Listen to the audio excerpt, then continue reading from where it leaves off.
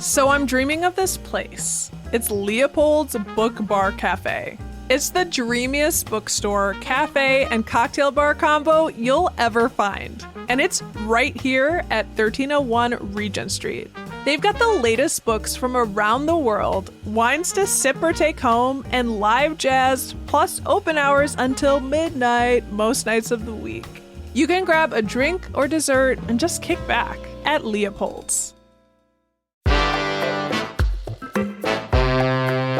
Today on CityCast Madison. A massive change has come to college sports, and it smells like Benjamins and comes in the color green. The long-running call from college athletes to get paid for their work has finally been heeded. College athletes can now cut deals using their name, image, and likeness. This is a monumental shift, including here at UW-Madison. There are tons of big questions on how this new system will affect college sports and who will benefit. Producer Dylan Brogan speaks with sports columnist Jim Polzine to learn how it's working. It's Wednesday, November 22nd. I'm Bianca Martin, and here's what Madison's talking about.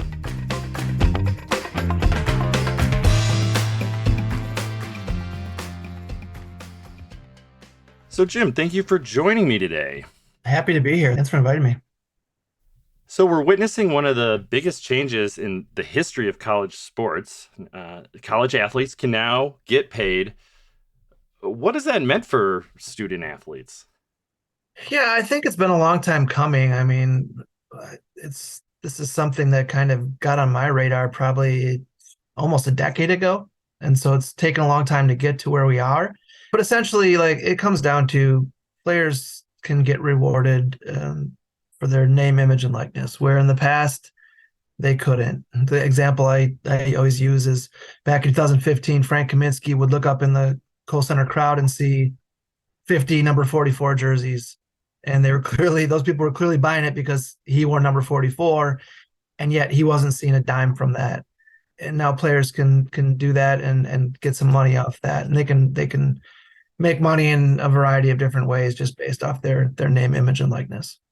Yeah, and you can see the fairness argument in that, right? Frank Kaminsky's a great player. People are buying his jerseys because they like him. And yeah, maybe he should be compensated. And that's what's going on. It's called NIL, stands for name, image, likeness.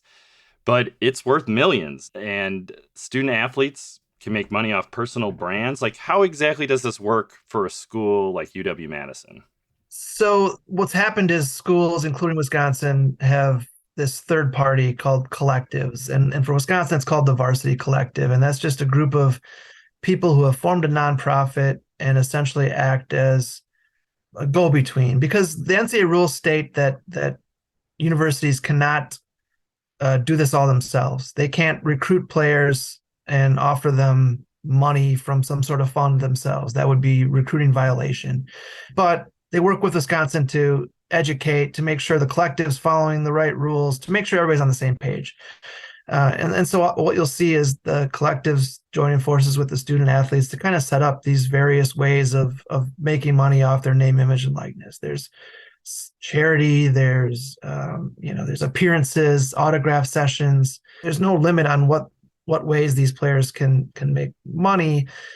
And oftentimes these athletes are signing with an agent on their own to kind of help facilitate some of these things too. So there's probably a lot of different people with their hands in this and trying to make these deals.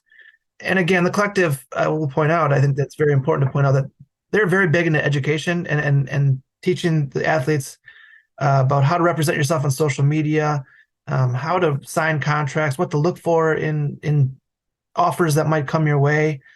Ideally, they want the athlete to leave school, end their college career with all these skills that could prepare them for whatever future endeavors, whether it's on the court or off the court, that might come their way. So what exactly determines the worth of a student athlete? Yeah, great question. I mean, I think it's like anything. It's market value. And if player X who's being recruited or is even already on campus, if another team thinks they're worth X amount of dollars, then they have set, they've kind of set a number for that value. and it would be up to Wisconsin and its collective to try to match that or surpass it or whatever. So much is happening behind the scenes that it's hard to assign what those dollar values are, how often it goes on. Nobody really wants to talk about it, I think, is the trick. Like the example I use is that Greg Gard made it very clear that there were... He's the UW's men's basketball coach. Yeah. There were other schools tampering, for lack of a better word, with some of his athletes that were on the roster last season, heading into this past off season. Didn't name specific players, didn't name specific schools. It's not hard to figure that stuff out. And certainly didn't name specific numbers that were being thrown around. But important to note that Wisconsin did retain all of the players, all of its key players, all of its core players from last season, despite these tampering attempts. This was not designed to have it go this way. Let's go back to July 1st, 2021. Let's do it. Yeah. That's where NIL started. That's where NCAA finally gave in and said, we're going to pass this legislation. We're going to allow student athletes to make money off of their name, image, and likeness. That was also the same time the NCAA said, we're going to give student athletes the right to transfer one time without penalty. Because typically the old rule was, if you're going to transfer from Wisconsin to Alabama, you have to go sit out a year. You have to spend a year in residence there. Now you no longer have to do that. And the collision of these two massive rule changes and forces at the same time has led to chaos. The word coaches always use is Wild West. It's become the Wild West out there, and policing it is become very, very difficult. Okay, so like the basketball coach, Greg Gard, when you're talking about tampering, it's like, okay, so you got a great player. So now these collectives and that are affiliated with the university and he played so good last year, this one player. We're Illinois. We're going to find a way to pay him more than he's getting at Wisconsin. And so now Greg Gard wants to keep it. They have to sort of match these offers. Yeah, it's like, think of it as us, right? Like we are professionals in whatever we do. If another company comes and likes what we do and offers a bigger and better deal, what would we do? We'd then go to our bosses and say, hey, I've got this offer. What can you do? And that's basically what's happening. The end of one season, and even this was happening before last season ended. Wisconsin was in the middle of an NIT run, and Gard was already talking about having to re-recruit players on his roster. And that's just something they recruit for future classes. Certainly, they've never had to re-recruit players on their own roster. So it's a lot of work. Yeah, no, you can see how, from a coach's standpoint, it changes the game. So, like, how much control does the university have over these NIL deals? I think it depends on where you are. And there's some schools that have multiple collectives, which means you have competing collectives, which makes it even harder to police if you're the university that's going to get in trouble if the rules aren't followed. I think at Wisconsin, from what I understand, it's a pretty good setup in terms of cooperation between the varsity collective and the athletic department. If you look at the collective's roster of people that run it, it is almost all former UW athletes or business people, alumni, stuff like that, who I think are in this for the right reason, and trying to do this while following the rules and working again with UW to make sure that there's an education element to this, and that it's not just let's collect this giant pool of money that we can then spend on the best of the best and become a giant winner. I mean, I think that's... Well, that's some of it, though. Well, it's some of it. It absolutely is some. And because it's become, if you're going to compete, you've got to retain the best players you have on your roster. I just don't know that Wisconsin is going out and getting in bidding wars for the 5-star and 4-star football recruits that it's going to have to compete with, the factories, the blue bloods for. I just don't think Wisconsin's playing that game quite yet, or can play that game quite yet.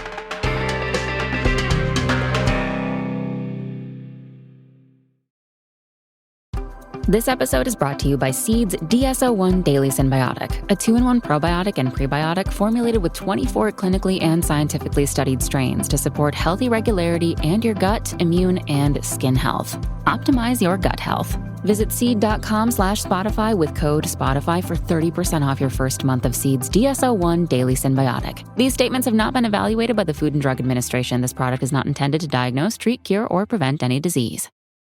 Okay, so is this name, image, likeness, nil money going to athletes of certain sports over others? Like we have very good UW women's volleyball team. I mean, are they seeing a share of this too? Yeah, they are. I think football dominates the money in terms of, who's getting the most. Certainly football players are the highest paid.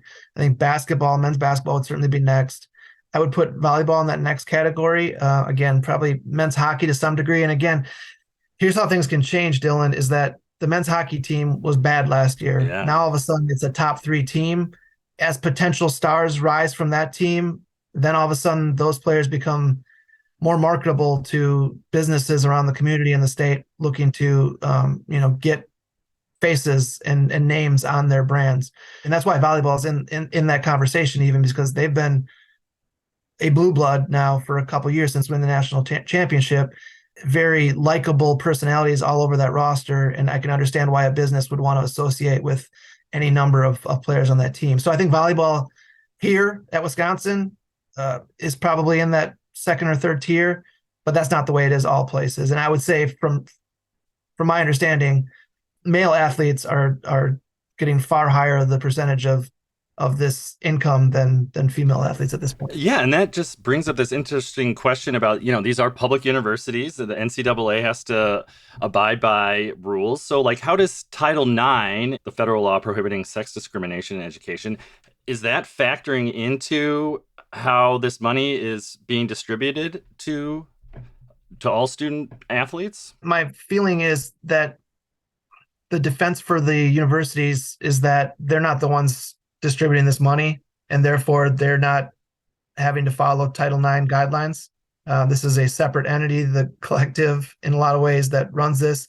And listen, I know enough of these people at UW that they've essentially created a NIL department, knowing that this was become such a big thing in college sports. They assigned people that were in other departments into this NIL department to kind of work with everybody. And knowing those people, I would assume that they're trying to find ways to market females as much as they do for males. Okay. So it sounds like, there could be inequities, but yeah, it's sort of on the university to try to combat that. Yeah, in some ways. I mean, there's inequities in college sports all over the place, right? Yeah. If you turn on the TV on Saturday, it's all football, all males for the most part on TV. And some of that, I think, is driven by ratings. And what attracts ratings?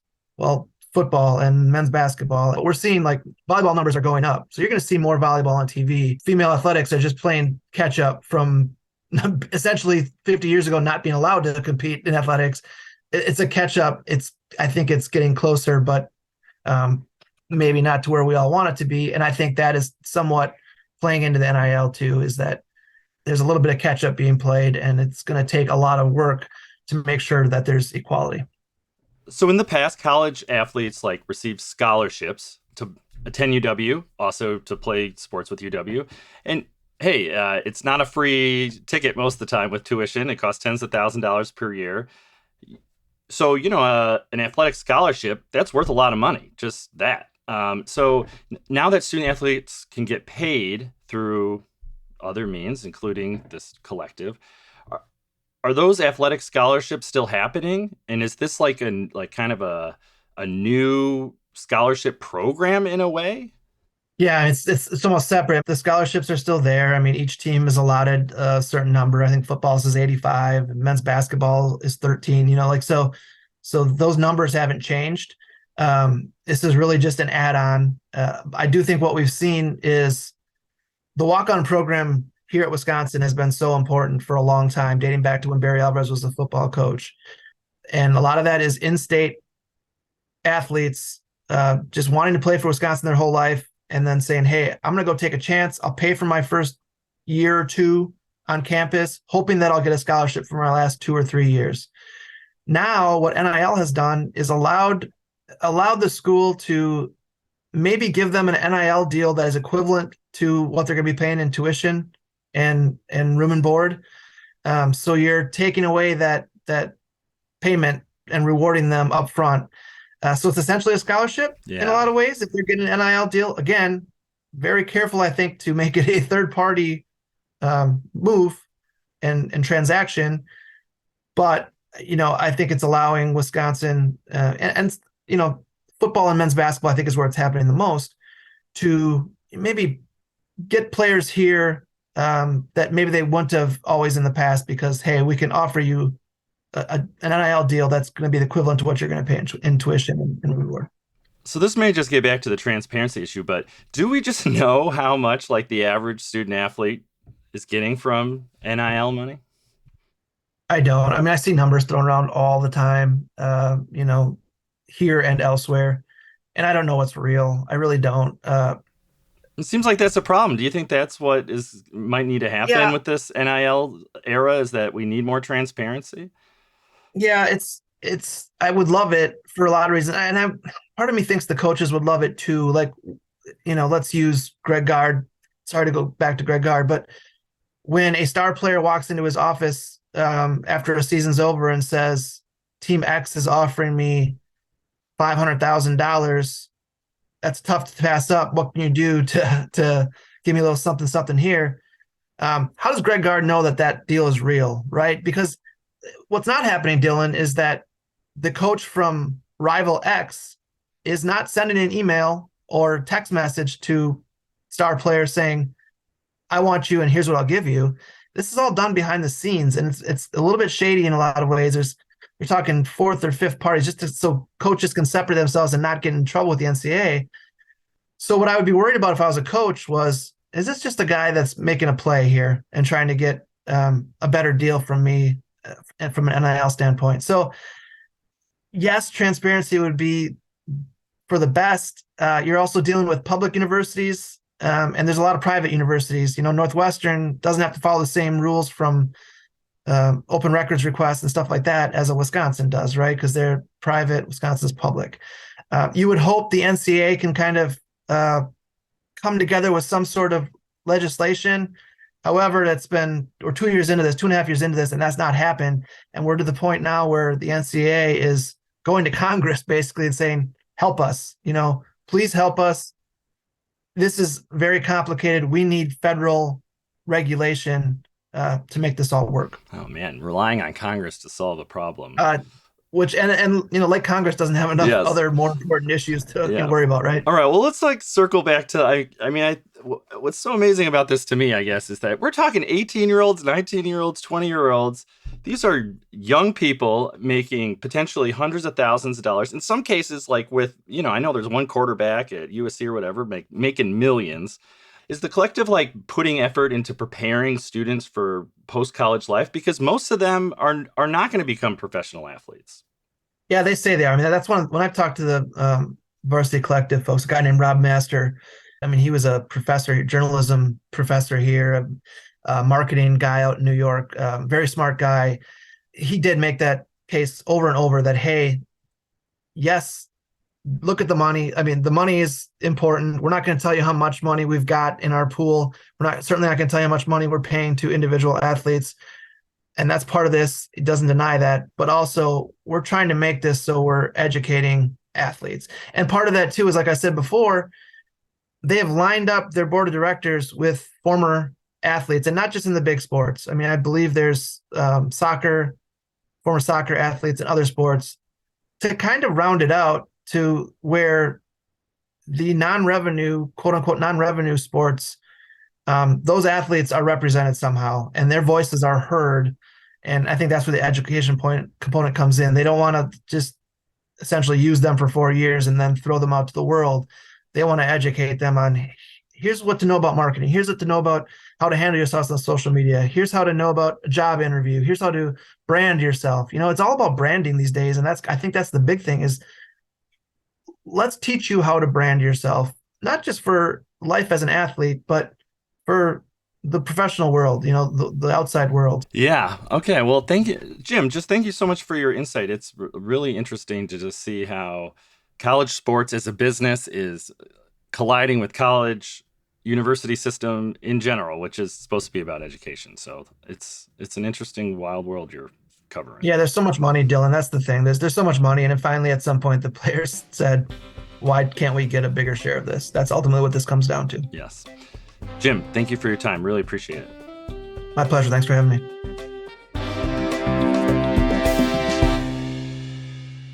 That's Jim Polzine, sports columnist for the Wisconsin State Journal. He's also author of Badgers by the Numbers, the best players at each jersey number in Wisconsin football history.